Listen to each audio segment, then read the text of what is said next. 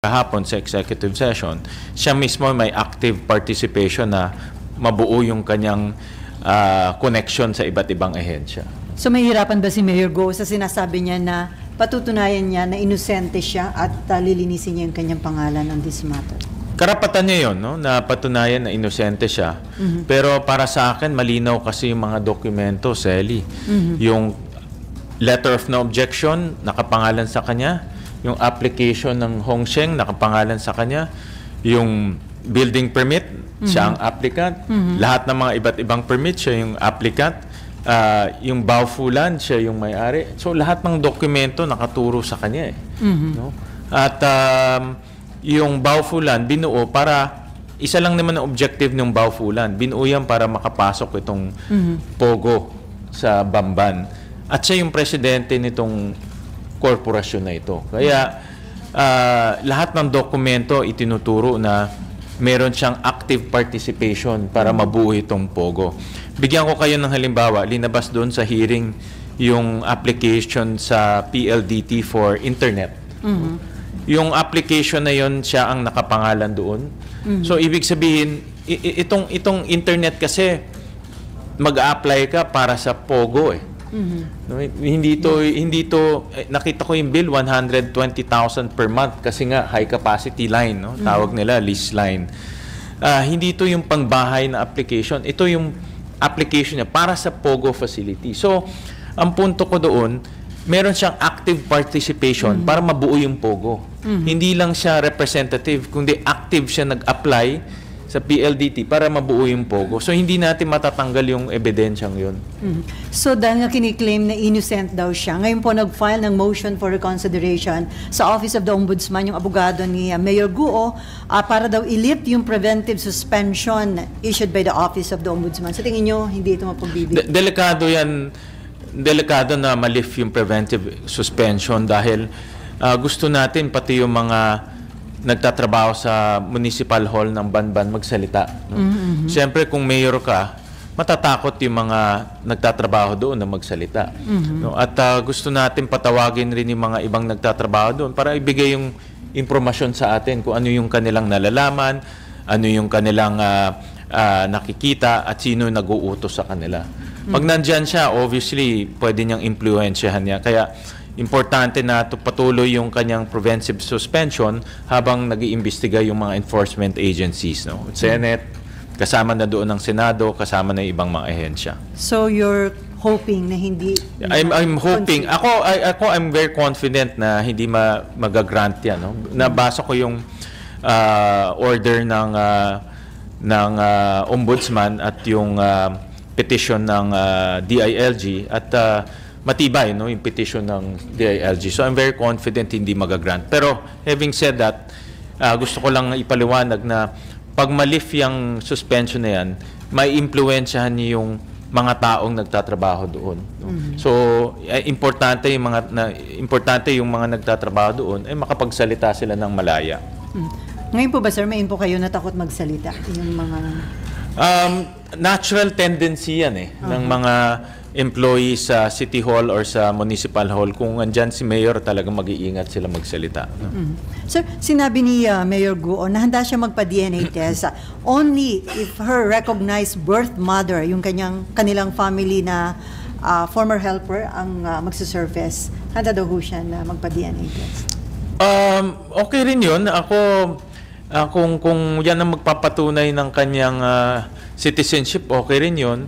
Pero sa mga narinig ko at sa mga impormasyon na aking nakalap, na itong si Wen Yi, ang pinapakilala niya na biological mother niya. No? Marami akong nakausap na mga taga-Valenzuela at taga-labas na rin yung mga naging kanegosyo nila o naging nakahalubilo nila na pinapakilala itong si Wen Yi na nanay niya. No? Yun ang narinig kong information. Kaya ang aking hamon sa kanya at kay Wen Yi, magpa-DNA test sila ng transparent.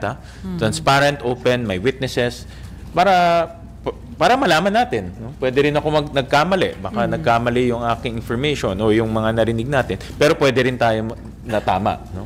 At ito rin magiging katunayan kung ano talaga yung kanyang nationality. Kasi wala nang debate yung tatay niya Chinese eh. So yung nawawala nilang yung nanay niya. Ang kwento niya kasambahay, ang kwento ng iba si Wen Yi. So dito na lang naman maglalaro kung ano yung talagang citizenship niya or nationality in this case. Dalawa sila merong accountability. Dalawa dapat sisihin. Hindi rin pwede sabihin ng PAGCOR na wala silang kasalanan. Meron din silang accountability. May pananagutan sila dito sa isyung ito. Tama, meron sila, inamin naman nila, meron silang 24/7 na mga tao doon. Pero sila mismo, nung first hearing, nakita namin, sila mismo nag-violate ng kanilang mga guidelines.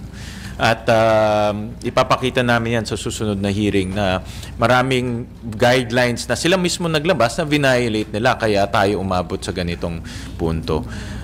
Pero sa kabilang banda, hindi rin natin pwedeng ialis na nasabi ko nga, si Mayor Go ay nasa gitna itong Pogo company na nag-apply sa Bamban, itong Hongsheng. Yung pangalan niya, andun lahat sa mga dokumento, so hindi natin pwedeng maialis yan. Of course, sasabihin niya na wala siyang connection, pero based on the kwento niya yan but based on the documents, andun yung pangalan niya. Active Hindi lang yung one time, but in multiple documents. Pati electric co-op, diba? Na nakita niyo naman, pati yung application sa kuryente, sa kanya nakapangalan rin. So may active participation para mabuo itong Pogo. Na part siya ng process kasi president siya ng Baofu. So, di ba siya absuelto? Kasi nung application period naman, Baofu ano ba siya?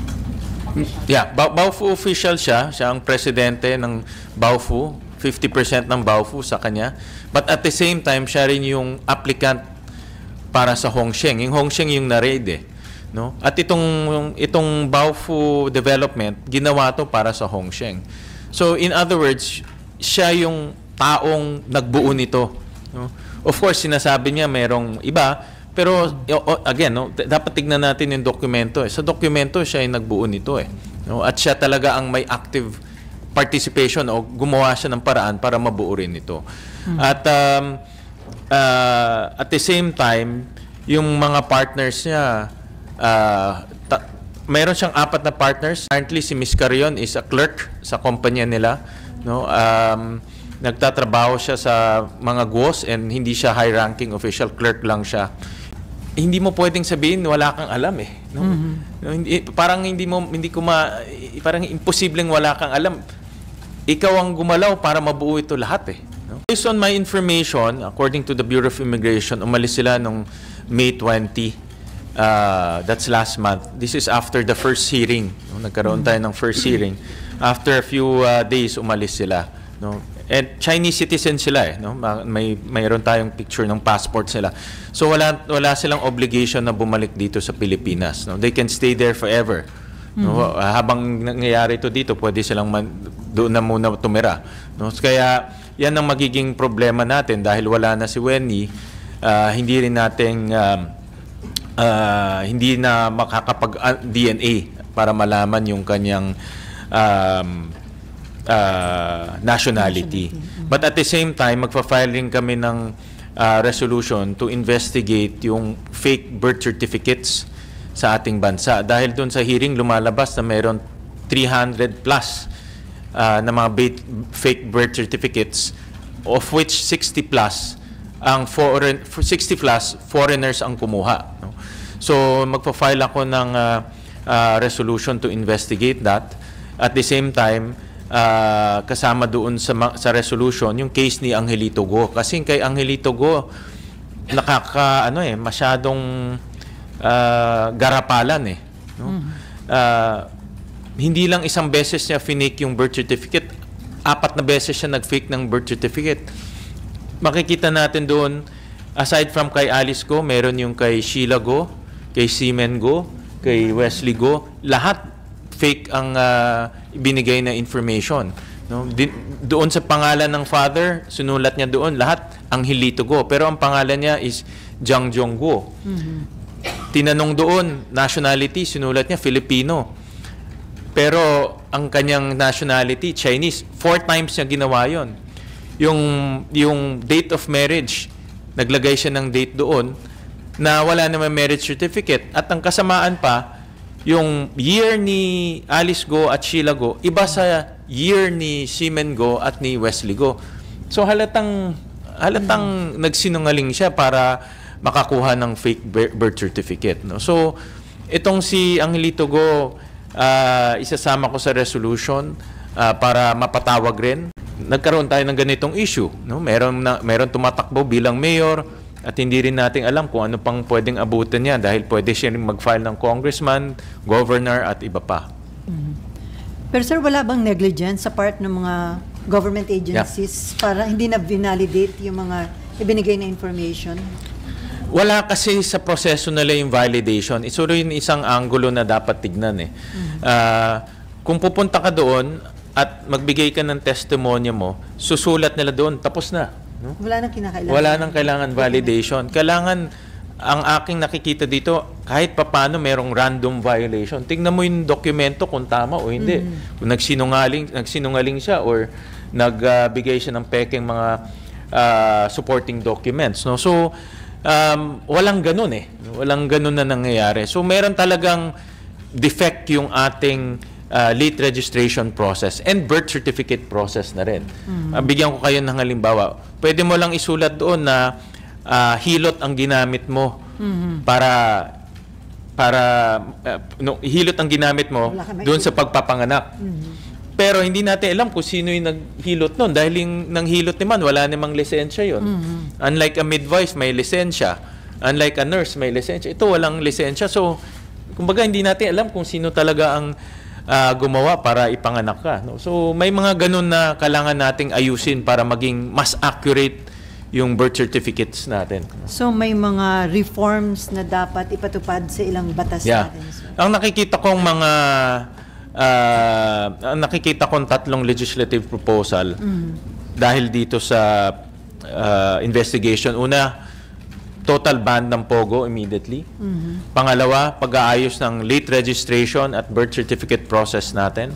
Pangatlo, ihiwalay na yung regulatory at operating responsibilities ng PAGCOR.